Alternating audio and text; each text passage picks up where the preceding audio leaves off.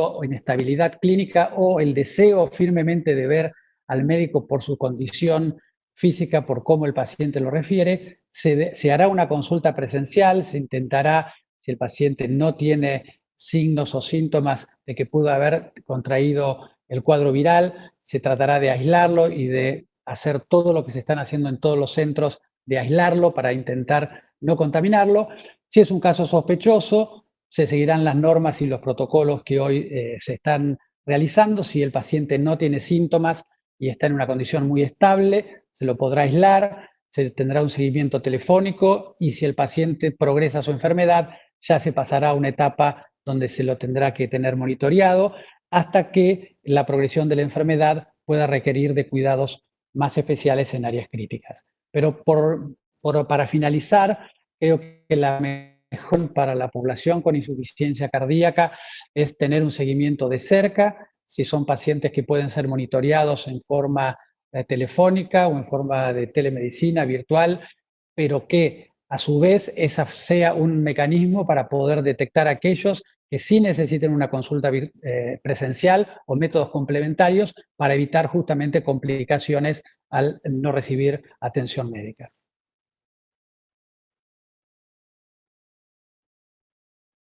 Bueno, muy bien, Javier, muchísimas gracias por la charla, muy buena. Ahora es el lugar del doctor Diego Aracaki, que nos va a hablar de biomarcadores y pronóstico. Diego es el médico de la unidad coronaria y de la unidad de insuficiencia cardíaca del CEMIC y además es miembro del Consejo de Insuficiencia Cardíaca de la Sociedad Argentina de Cardiología. Diego, todo tuyo.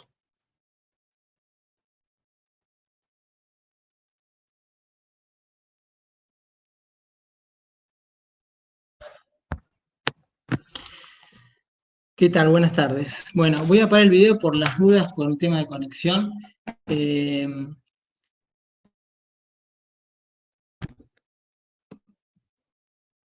Bueno, les voy a hablar de biomarcadores, ¿sí?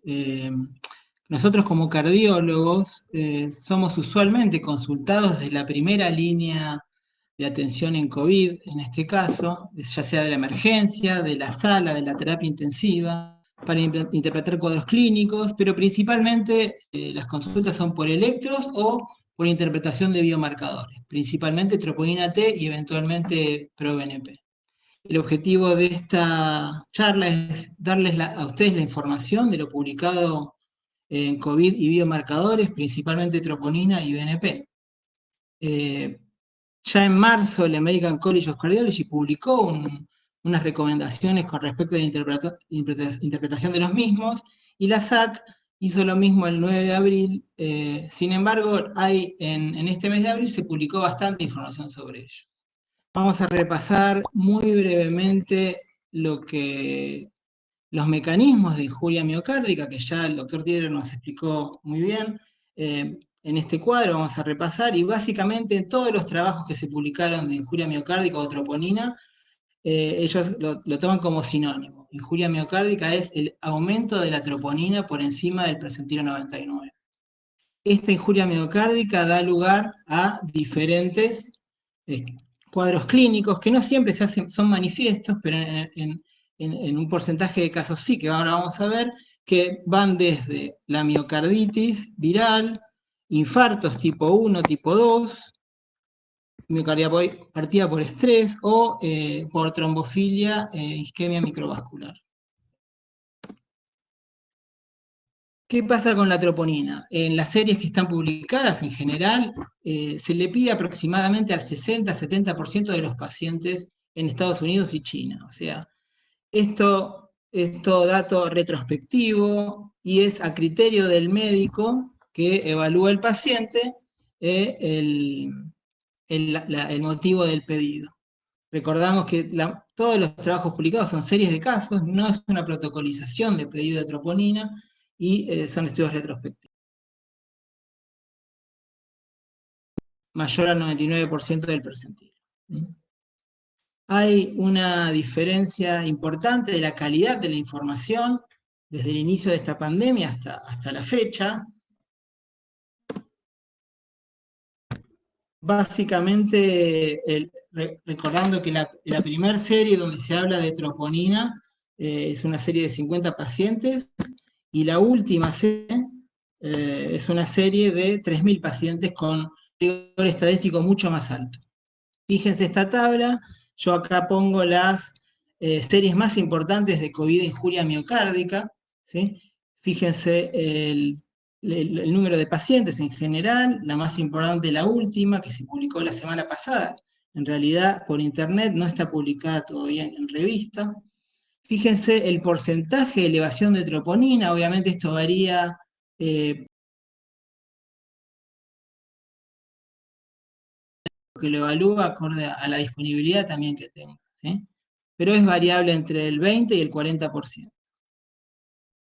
En general, todas las series coinciden en que la elevación de la troponina se asocia a parámetros como mayor edad, mayor incidencia de factores de riesgo cardiovascular, historia de enfermedad cardiovascular, insuficiencia cardíaca, y también con parámetros de inflamación y de falla de órganos, por ejemplo, insuficiencia renal, o también con terapias más agresivas como asistencia respiratoria mecánica.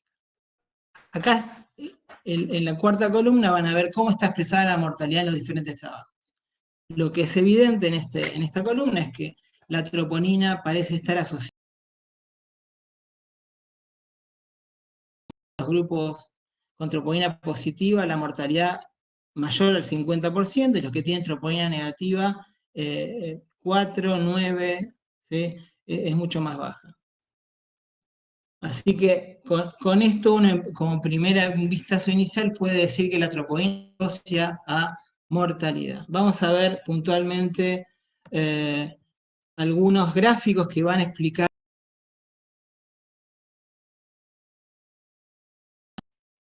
este primer trabajo de Hugo. A ver, ahí está. De Hugo lo que muestra es la dinámica de la elevación de la troponina en un paciente con desenlace fatal, desenlace fatal o pacientes curados. Fíjense que la troponina persiste elevándose en los pacientes con mala evolución. Este gráfico es muy interesante dado que lo que muestra es independiza la troponina de enfermedad cardiovascular. Fíjense que los pacientes con troponina T normal, más allá de tener una enfermedad cardiovascular, tienen mucha menor mortalidad que los pacientes con troponina T elevada, independientemente de la elevación de la presencia o no de enfermedad cardiovascular. Este otro trabajo de G y colaboradores lo que muestra es una curva de mortalidad acorde a si tiene o no injuria miocárdica, y que en este trabajo sí hace una regresión logística donde demuestran que la troponina predice en forma independiente la mortalidad junto con el distrés respiratorio, y los otros factores van cayendo en el modelo. Y por último, les voy a comentar el trabajo, creo que es el trabajo más prolijo y el último que se publicó. Está Yanussi, un grupo en Nueva York de Mount Sinai. Lo que estos gráficos van a demostrar, fíjense, las troponinas básicamente están en los niveles más bajos del valor. La mayoría de las troponinas son niveles bajos, ¿sí? En este otro gráfico de la derecha van a ver cómo a mayor incidencia de enfermedad cardiovascular, más probabilidad de tener troponina alta. ¿Sí? Eso es algo obvio. Este gráfico de la izquierda lo que va a mostrar es acorde al grupo de elevación de troponina, donde el grupo de troponina normal, troponina levemente elevada y troponina intermedia o moderada, fíjense cómo aumenta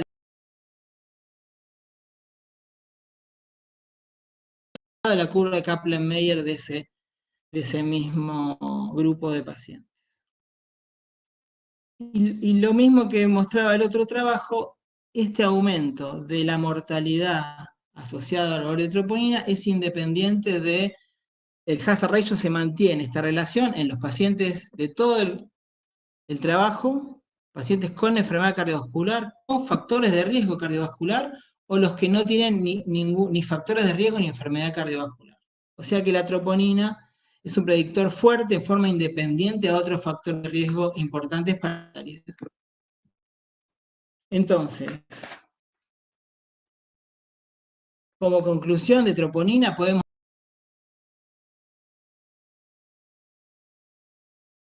asocia para de inflamación y trombosis también, eso en los trabajos se ve, que las elevaciones leves deben ser evaluadas según el texto clínico, ¿sí?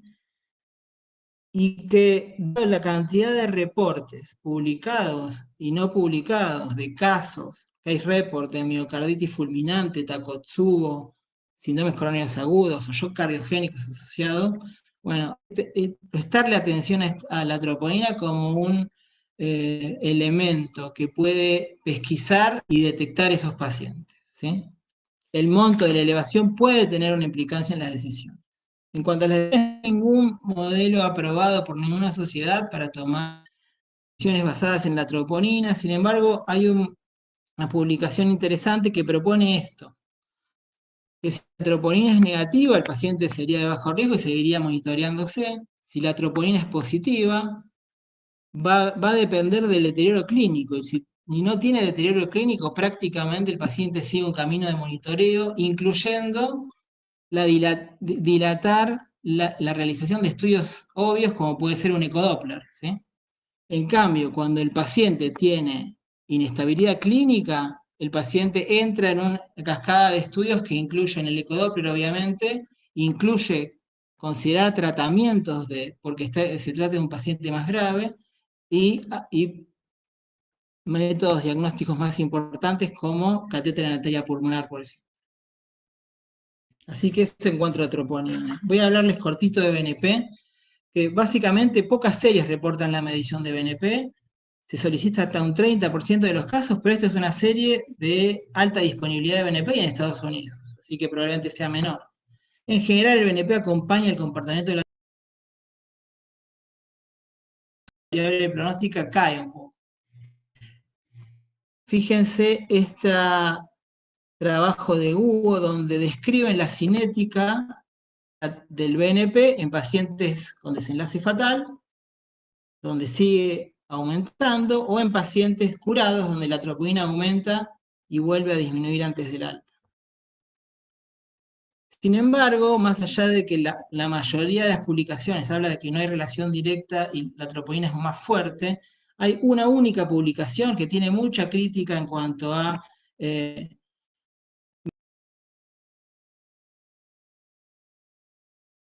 parece interesante mostrarles estos gráficos.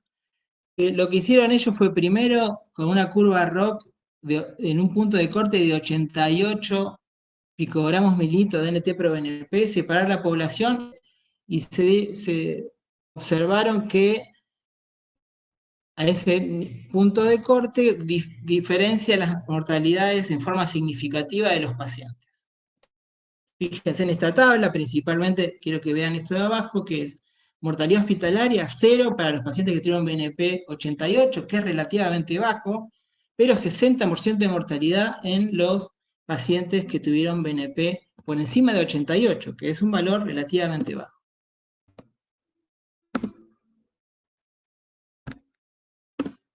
Y acá por último, cuando ajustan por otros factores, el BNP se mantiene como predictor de mortalidad, eliminando a otros factores de riesgo por los que ajusta, excepto por los de inflamación.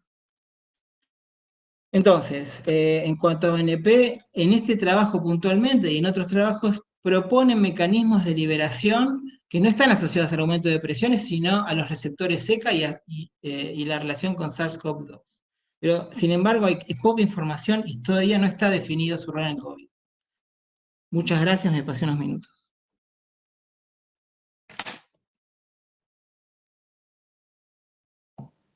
Bueno, muchas gracias, Diego.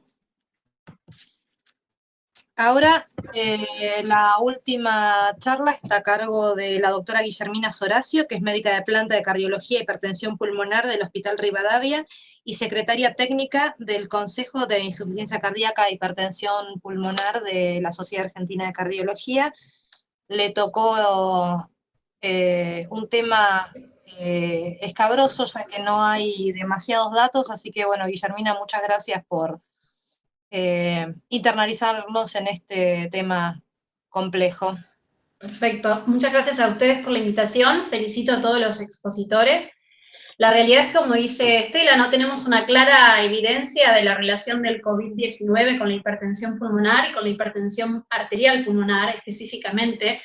Como todos saben, a modo de introducción, la hipertensión arterial pulmonar es una vasculopatía que va generando un remodelado progresivo, ¿sí?, o iterativo, que genera aumento de las cavidades derechas con dilatación, ¿sí?, y que se traduce desde el punto de vista hemodinámico en aumento de las resistencias vasculares pulmonares, ¿sí?, de la presión pulmonar media, y a medida que esto va avanzando, ¿sí?, el gasto cardíaco cae de forma paralela al descenso de la presión media de la arteria pulmonar, y esto nos habla de un estado avanzado de la enfermedad en la que hay claudicación del ventrículo derecho.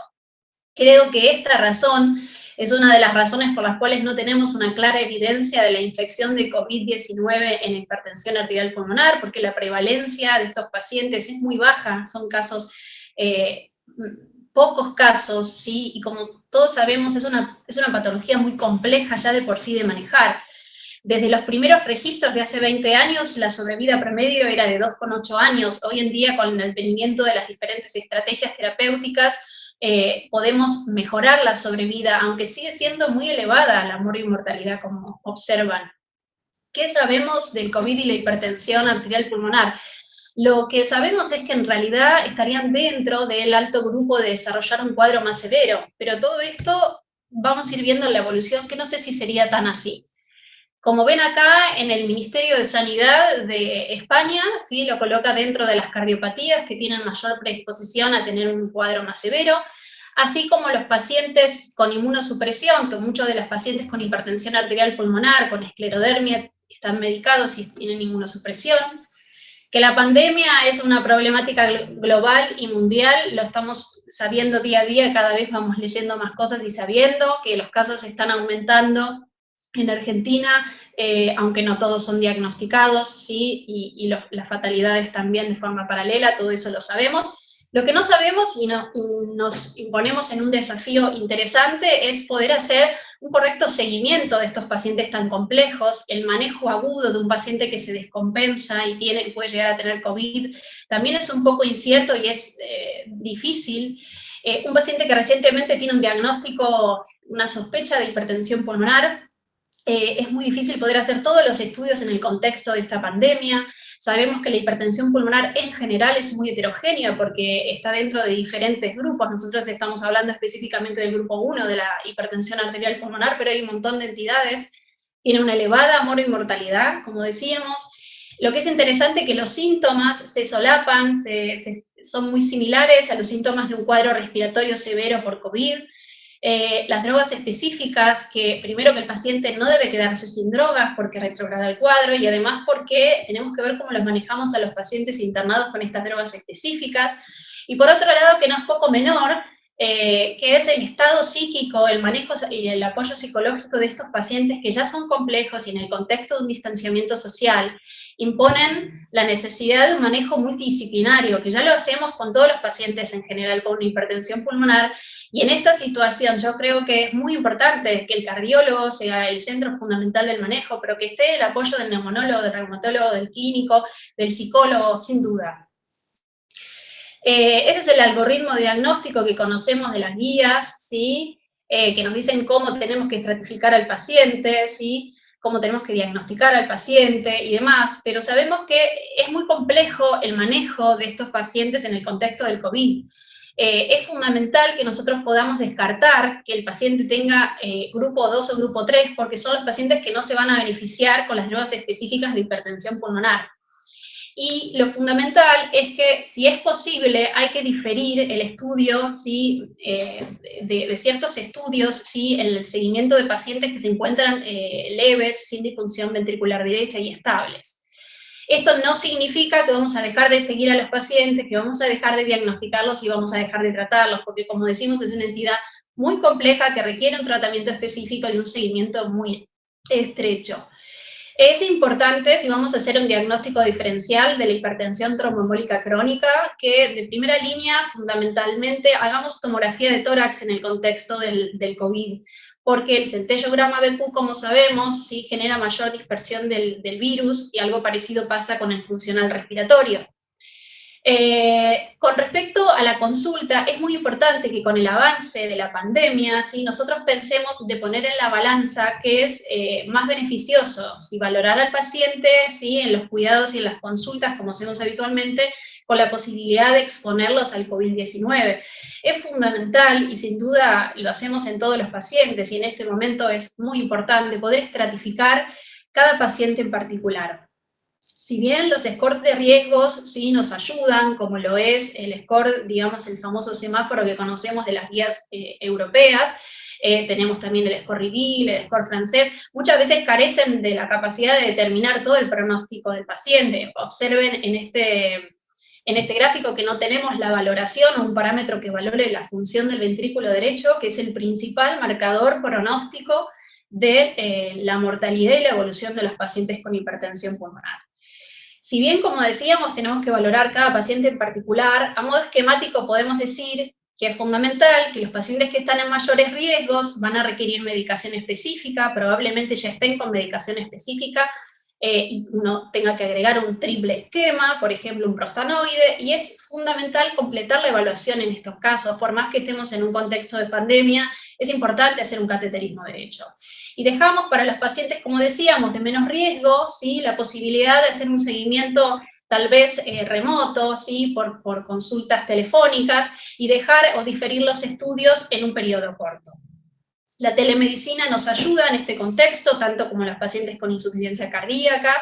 Tenemos la desventaja de que no podemos valorar el examen físico tal cual como queremos, y hay muchos pacientes que no acceden, ¿sí?, a la tecnología, pero lo que tiene favorable los pacientes con hipertensión pulmonar es que los pacientes con hipertensión pulmonar, y más aún los pacientes con hipertensión arterial pulmonar, principalmente idiopática o por esclerodermia, conocen mucho su patología, su cuadro, mucho más que nosotros a veces, con lo cual ellos nos pueden guiar mucho con los signos y síntomas que tienen y nos pueden ayudar al diagnóstico.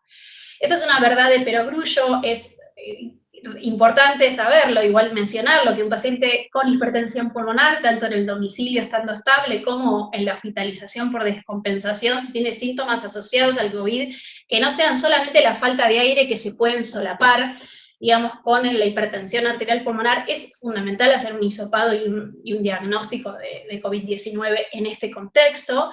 Y como decía el doctor Jorge Thierer y mostraba la fisiopatología, ya conocemos, ¿sí?, la tormenta de citoquinas, la inflamación y los fenómenos microtrombóticos que se generan en el COVID, que cumplen un rol fundamental importante en la patología que ya tiene un remodelado vascular, como decíamos, y que en general evoluciona a un cuadro de elevada mortalidad, que es la disfunción del ventrículo derecho, que puede estar ocasionada por la misma progresión de base, por el COVID, pero también puede estar ocasionada por cuadros como isquemia y sepsis, o incluso por todas las patologías en su conjunto.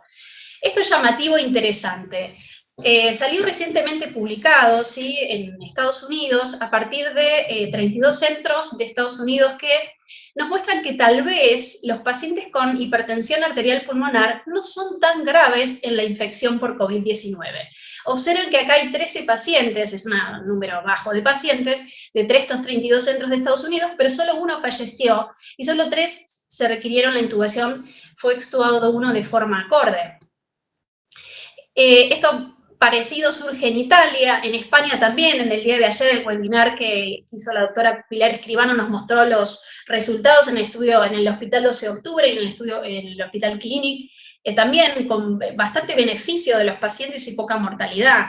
De todas maneras es un poco difícil sacar números y conclusiones porque son muy pocos pacientes, de por sí los que tenemos de hipertensión arterial pulmonar y los que están infectados por COVID. Pero hay 4 hipótesis que son muy importantes y me parece que esto es muy interesante para ver la evolución de los pacientes. Por un lado, se cree que hay downregulation de los receptores por los cuales el virus actúa en los pacientes con hipertensión pulmonar. Por otro lado, se cree también que el remodelado vascular pulmonar que nombrábamos puede proteger una mayor cascada de liberación de citoquinas y proteger de algún modo esa respuesta inflamatoria del COVID. También sabemos que los pacientes vienen tratados con drogas específicas para la hipertensión arterial pulmonar y son drogas que ayudan, ¿sí?, a mejorar la disfunción endotelial que a su vez genera el virus. Y muchos de estos pacientes, ¿sí?, principalmente los que están en el grupo de hipertensión tromboembólica crónica, requieren anticoagulación, por lo cual también están protegidos del efecto protrombótico del virus.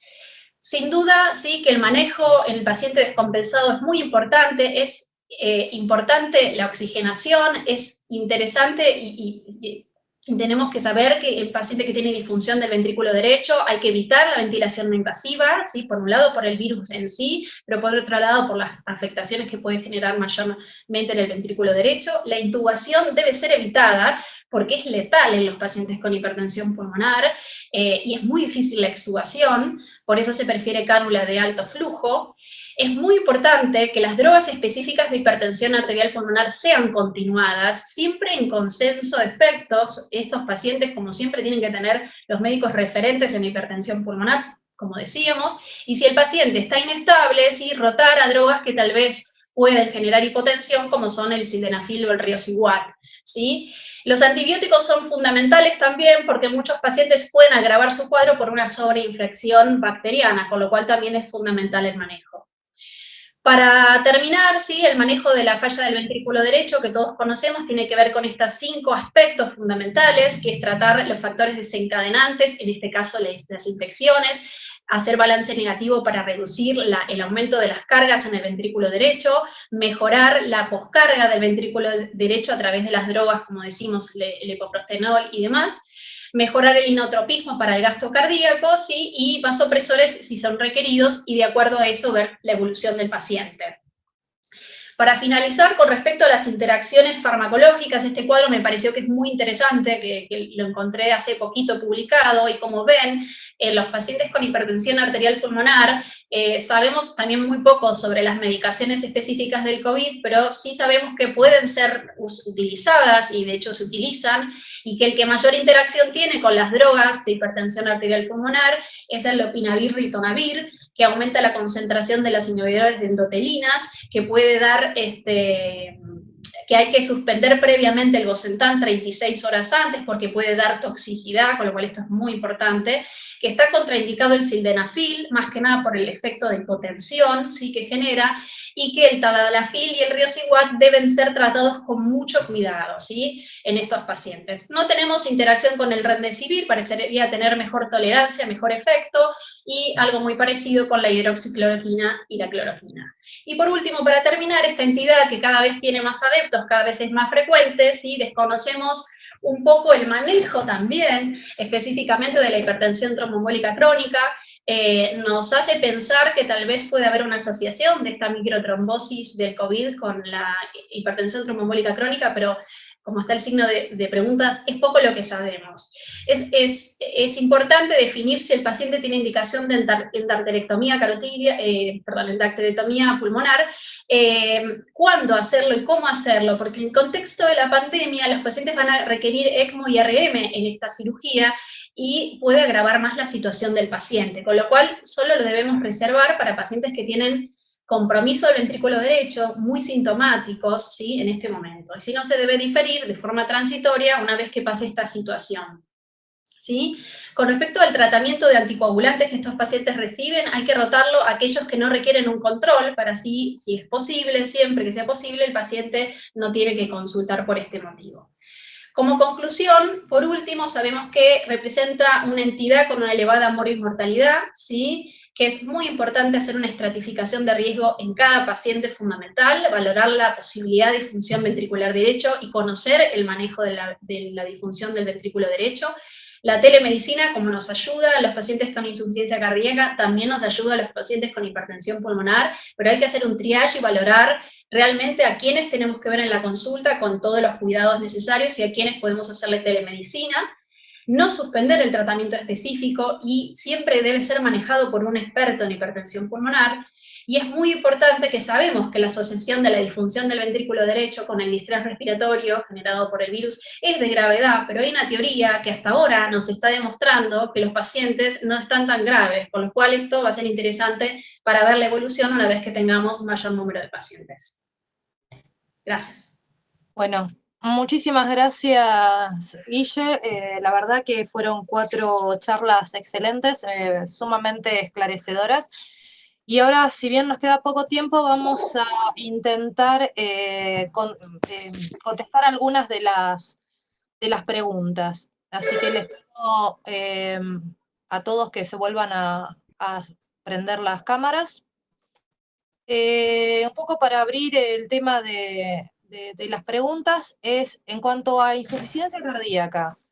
Mi pregunta, o sea, la pregunta en general es, ¿tenemos que volver a controlar a todos los pacientes como lo hacíamos habitualmente y que esos pacientes se expongan al contagio en un hospital, en un centro de salud? ¿O tenemos la posibilidad de evaluar por diferentes cuestiones, por ejemplo, telemedicina, llamadas telefónicas, la posibilidad de llamar a determinados pacientes y alargar los controles de otros? ¿Cuál es la experiencia que tienen ustedes en eso? Bueno, yo creo que un poco lo que planteé cuando hablé de hacer las imprescindibles, con múltiples comorbilidades, si no tienen una necesidad de una consulta presencial por el cuadro clínico.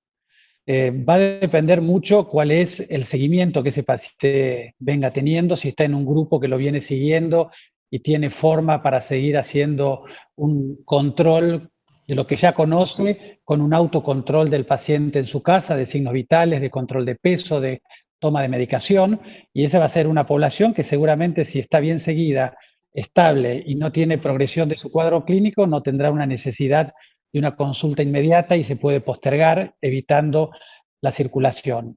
Diferente van a ser casos en donde pacientes que tengan insuficiencia cardíaca de novo, que no sean conocidos por ningún médico que los haya examinado clínicamente, o pacientes que tengan dolor de pecho porque tengan enfermedad coronaria asociada a su insuficiencia cardíaca, y esos pacientes sí deben recurrir para poder ser evaluados en forma presencial, o que se intente corregir algún tipo de inestabilidad clínica y no se logre de manera ambulatoria. Me parece que tampoco hay que correr el riesgo de llegar tarde. Me parece que encontrar el equilibrio para poder manejar este tipo de pacientes es lo ideal, siempre priorizando tratar de evitar consultas innecesarias. ¿Puede ser un comentario Sí, sí. breve? No, muy breve. Digamos, estamos con la cuarentena, si no recuerdo mal, hace más o menos 1 mes y medio. Quiere decir que es un tiempo en el que habitualmente no hubiéramos visto a muchos de los pacientes. En ese sentido, es probable que aquello a lo que estamos asistiendo, que es decir, bueno, hay mucha gente que no necesita ser evaluada, es cierto en el contexto de que, no hace tanto tiempo que esto empezó, y probablemente las cosas vayan cambiando, ¿no? A medida que el tiempo pase, veremos cuál sea la tasa de ataque acá en nuestro país, cuál sea la situación en nuestro país.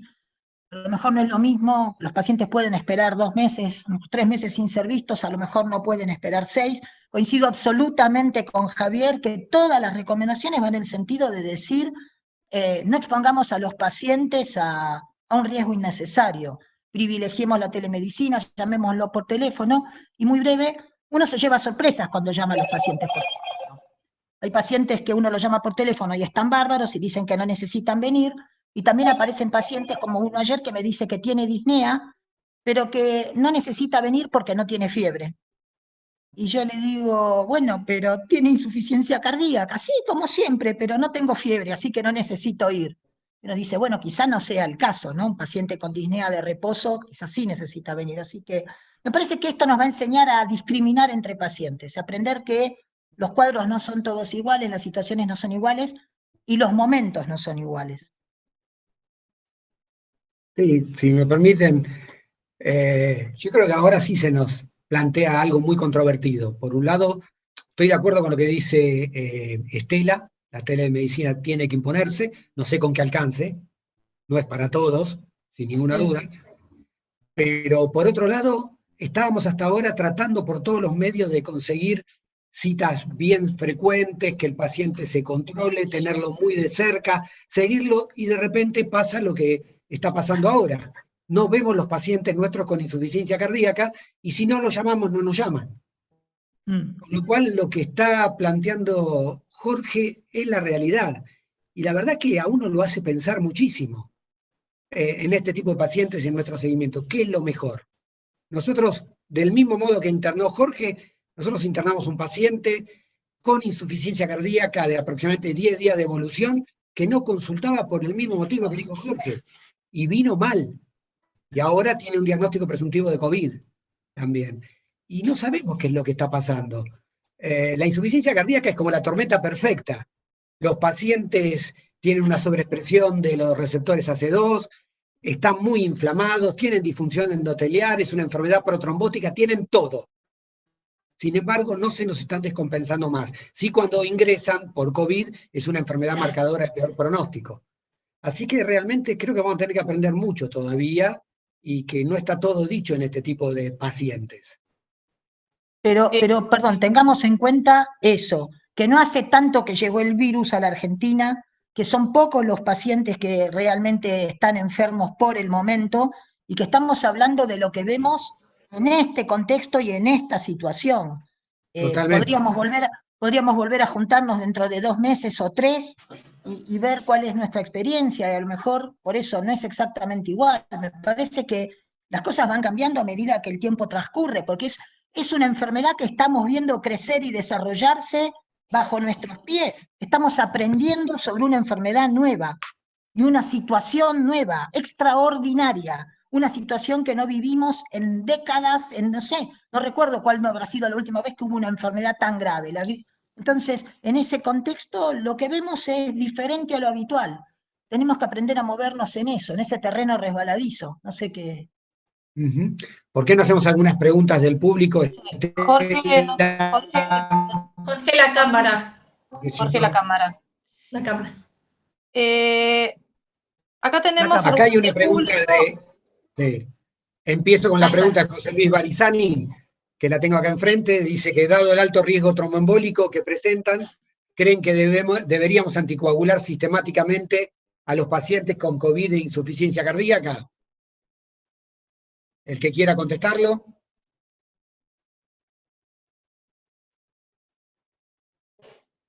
¿No hay nadie que quiera contestar? Hay discusión incluso entre los hematólogos. Vos lees reportes de hematólogos y decisiones de las sociedades de hematología y acerca del tema de anticoagular. La evidencia fuerte de fenómeno tromboembólico en general es en pacientes internados con una neumonía o con un síndrome de distrés respiratorio del adulto. No estamos hablando del riesgo de evento tromboembólico en pacientes ambulatorios o pacientes con formas leves. Estamos hablando, en todo caso, de si uno debiera anticoagular a los pacientes con formas graves de COVID, ¿no? En ese caso, bueno, desde ya que uno anticoagularía a todos los fibrilados y le quedaría la discusión de qué hacer con los pacientes en ritmo sinusal. Y de nuevo, bueno, es opinable, a lo mejor sí, en algunos casos, más riesgo quizás sí a los pacientes en clase 4, por ejemplo, a los pacientes que están condenados a una situación de reposo, a los internados, pero no sé si a todo paciente con insuficiencia cardíaca habría que anticoagular. No sé qué piensan los demás.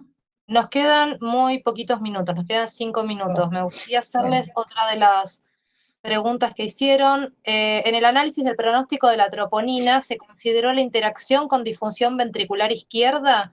Es decir, ¿cuál es el peso independiente del síndrome coronario agudo, Takotsubo, insuficiencia cardíaca? Es independiente de estas variables. Basándonos en lo que está publicado desde enero y con información muy lábil y se fortaleciendo con el tiempo, obviamente, hay muy poco y nada de datos de función ventricular. Son, donde hay datos de función ventricular, son reportes de casos donde obviamente terminan con un eco porque son miocarditis, Takotsubos y demás, pero en series de casos no se está publicando nada de eco porque desde la Sociedad Americana de Ecocardiografía se está sugiriendo, si no es necesario hacer eco, diferirlo. Exacto. Entonces, ningún protocolo prospectivo hasta ahora que yo haya leído, incluye el eco como un estudio de rutina. Por eso es imposible ver si es más fuerte el eco que la troponina. Hasta ahora la troponina anduvo muy bien, y este último trabajo, les sugiero que lo lean cuando lo publiquen, de Iannuzzi, Fuster y Lala es el primer autor. Está muy claro qué tan fuerte es la troponina como predictor. Como en muchas enfermedades, ¿no? Obviamente no es la única. Yo creo que hay un concepto que para la troponina aplica, que es un paciente es el que tiene falla multiorgánica y aumento de la troponina como una expresión más de esa falla multiorgánica, donde el corazón está expresando a través de la troponina su daño, pero no es la troponina ni el corazón el eje de la evolución natural de esa enfermedad con falla multiorgánica, o del paciente que sí tiene una afección predominantemente cardíaca porque hizo una miocarditis o porque hizo un evento coronario, y en donde el peso del daño estructural del corazón es el que está jugando un rol muy importante. Me parece que ahí el concepto clínico es el que hay que priorizar y no tanto la troponina, que puede estar elevada en ambos casos, pero que tiene connotaciones totalmente diferentes en uno y en otro. Acá nos hacen una pregunta sobre el tema del caso de pacientes que requieren colocación de dispositivos como TRC o CDI o procedimientos de tipo CCG diagnósticas en insuficiencia cardíaca en estudio. Si es mejor hacerlo ahora que en un futuro, ya que por ahí en un futuro vamos a tener mucho más, esperando el pico. ¿Qué es lo que están haciendo en sus centros y qué es lo que sugieren ustedes? Está acá y trabajé en obras afuera del país que capaz no tuve Bueno, precisamente en el centro donde yo estoy, en uno de los centros está tomando ese criterio último que vos acabás de señalar, que es en este contexto que no hay pacientes internados con COVID, es aprovechable la situación para poder resolver situaciones que quizás en 2 meses o en un mes y medio totalmente diferente. Cada criterio tiene que ver con la realidad de cada lugar, ¿no? Si es monovalente, si es polivalente, si internan COVID o no internan COVID. ¿Y hisoparías a todos los pacientes que se internan con insuficiencia cardíaca descompensada? No sé qué están haciendo en sus centros. Eso lo discutimos ayer en un Ateneo que hicimos en CEMIC y la mayoría pensamos que va a ser muy difícil discriminar un paciente que viene con disnea, que puede tener o no fiebre, que puede tener un cuadro viral de otro origen o COVID, no hacerle una PCR y poder discriminar un grupo de pacientes con una evolución natural versus la otra. Me parece que el test en este caso va a ser de suma importancia en la gran mayoría.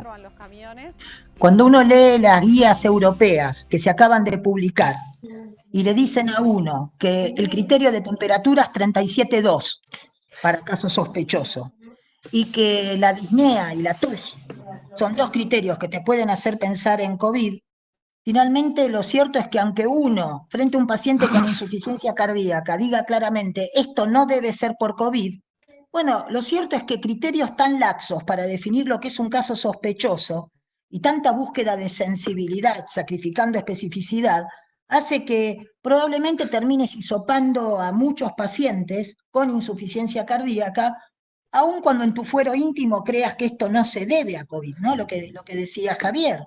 Solo en casos muy, muy claros. Yo que sé, dejó de tomar el diurético hace 5 días o 7 días o cosas por el estilo, uno diría, bueno, pero en general me parece que cada vez va a ser más difícil escapar al hisopado, sobre todo a medida que aumente la incidencia y prevalencia de casos.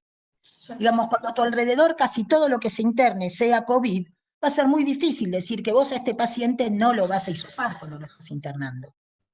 Me parece. Quería, una cosita cortita.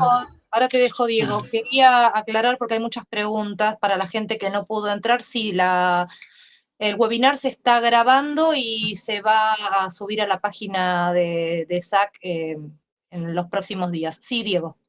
No, muy cortito. Con respecto a eso, que hay variables nuevas en cuanto a los valores pretest y gatillar o no estudios diagnósticos en esta epidemia, que tiene que ver, uno, con la disponibilidad de los test, eso depende de cada centro y de cada país, y otro que al ser una enfermedad transmisible, si uno se equivoca en no pedir un test cuando debería haberlo pedido, después termina en cuarentena, metiendo en cuarentena 40 pacientes, médicos y enfermeros, y eso sería considerado un error grave. Entonces, uno tiende a tratar de pedirle a todo el mundo si estuviese disponible. Me parece que la limitante va por otro lado, no en si tiene insuficiencia cardíaca o no, en que es una enfermedad transmisible y en la disponibilidad que uno tiene de hacer el test. Bueno, nos quedan 3 minutos. Sí. No, creo que pasa lo mismo con la hipertensión pulmonar, igual que la insuficiencia cardíaca, o sea, un paciente que viene con disnea y que se descompensa, sea falla derecha, izquierda o sistólica, diastólica o lo que sea, digamos que viene disneico y aunque tenga 37.1, es medio difícil no hisoparlo realmente, porque son pacientes, en general, en el contexto de la hipertensión pulmonar, como dijimos recién, son pacientes graves, y ya de por sí los pacientes que tienen FEI severa, o que tienen corazón muy rígido, también lo son. Entonces, pueden tener complicaciones graves y es importante evitar la progresión a ese cuadro de síndrome de distrés respiratorio. Entonces, yo creo que para mí habría que hacerlo. No sé si tenemos la disponibilidad en todos los centros y en todo el país de poderle hacer a todas las insuficiencias cardíacas, hipertensiones pulmonares y demás los hisopados, pero creo que debería ser sumamente importante hacerlo. La decisión pasa por la disponibilidad. No hay otra razón muy firme para decir que no. El problema es la disponibilidad por un lado y el consumo de insumos por el otro. Bueno, claro, más tardes, más insumos, y eso es finito, ¿no? Sí, exacto. Les hago una pregunta más, porque tenemos que cerrar, que tiene que ver un poco con lo que planteó Guillermina, que me parece muy interesante. Acá preguntan qué controversia el manejo de la vía aérea, ya que se recomienda ventilar precozmente a pacientes con COVID. Sin embargo, a pacientes con hipertensión arterial pulmonar y COVID estaría contraindicado, según entendió, y un poquito lo que vos planteabas.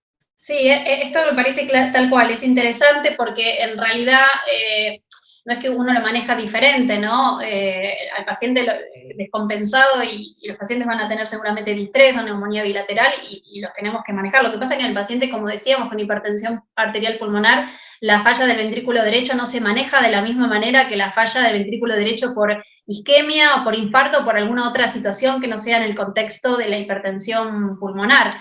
Por eso es tan importante saber que la intubación en estos pacientes hacen que, primero que la extubación, como decíamos, sea muy difícil de poder realizar y se deja solo a los pacientes muy graves, ¿sí? Si no, se trata de evitarla. Eso no significa dejar al paciente respirando con dificultad respiratoria y demás, pero se trata bueno, por un lado, sabemos que el CPAP y el BiPAP, por el virus en sí, no es favorable, pero además agrava la falla del ventrículo derecho. Entonces, no es algo que se pueda realizar. Yo creo que la cánula de alto flujo, sí, podría ser la ideal en este caso, siempre que el paciente se mantenga dentro de todo estable, dentro de su inestabilidad, y evitar lo máximo que se pueda la intubación. Por supuesto que si lo requiere, se hará. En otro paciente, tal vez, que no predomina tanto la falla del ventrículo derecho, yo creo que, bueno, no hay dudas que la intubación tiene que ser precoz. Esto no significa que el mensaje tiene que ser no intubar nunca al paciente con hipertensión pulmonar. Hay que tratar de manejar el ventrículo derecho y, como digo siempre, por gente que sepa, ¿sí? Por cardiólogos especialistas, porque no es igual que en otros pacientes. Bueno, llegamos al final, quedan muchísimas, no se imaginan la cantidad de preguntas. Lamentamos no tener más tiempo. Por ahí podemos hacer otro, pero bueno, les agradezco la predisposición, el tiempo para preparar esto, el acompañamiento que tenemos y bueno, le agradezco muchísimo a todos los asistentes, la verdad que contamos con un montón de gente que se unió, esperamos haberles servido y bueno, siempre queda el tema de la comunicación con el Consejo de Insuficiencia Cardíaca, si ustedes quieren, para poder resolver las dudas en la medida de que podamos para cada uno de los que quedaron preguntas sin responder. Muchas gracias a todos, excelentes como siempre, y nos vemos pronto. Adiós. Gracias a todos. Gracias a ustedes. Gracias. Chao y gracias.